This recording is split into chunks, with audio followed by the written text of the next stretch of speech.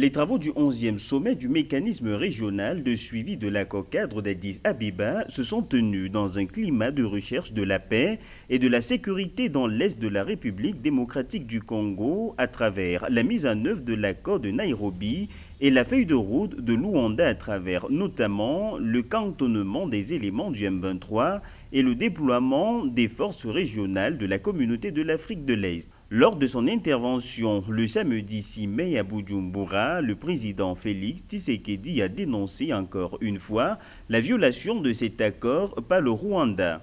10 années après l'entrée en vigueur de cet accord, la rupture de ce pacte collectif par un État signataire, j'ai cité la République du Rwanda, qui, sous couvert du mouvement terroriste du M23, pourtant défait, et qui l'a ressuscité, s'est donné la liberté d'agresser et d'envahir une partie de la province du Nord Kivu en République démocratique du Congo.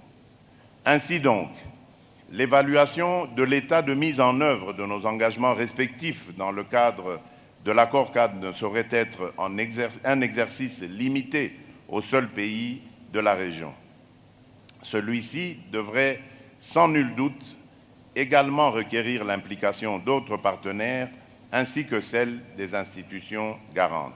Avec la résurgence du M23 dans l'est de la République démocratique du Congo en novembre 2021, plus de 500 000 personnes ont été forcées à fuir les violences. La situation dans la province de l'Ituri reste préoccupante avec des attaques régulières de plusieurs localités par les milices. Face à cette situation, l'Union africaine appelle les parties prenantes à cette crise à mettre fin immédiatement aux hostilités et à un examen de conscience.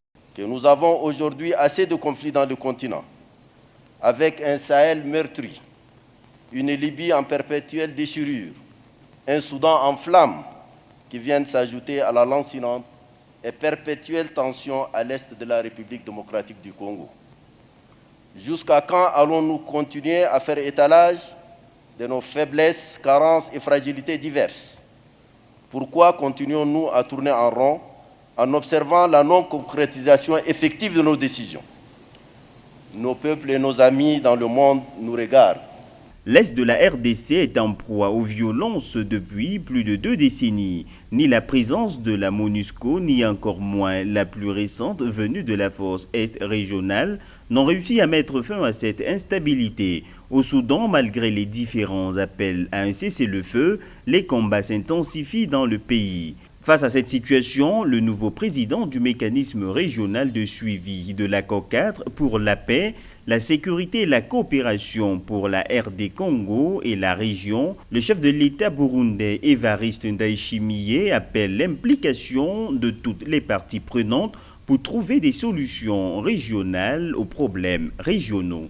Le Burundi est un témoignage vivant que les efforts régionaux peuvent changer le cours de l'histoire de tout le peuple. C'est ainsi que je profite de cette opportunité pour rassurer les Congolais et la communauté internationale qu'ensemble, en me référant à l'expérience burundaise et au savoir-faire, la paix et la réconciliation en République démocratique du Congo sont possibles.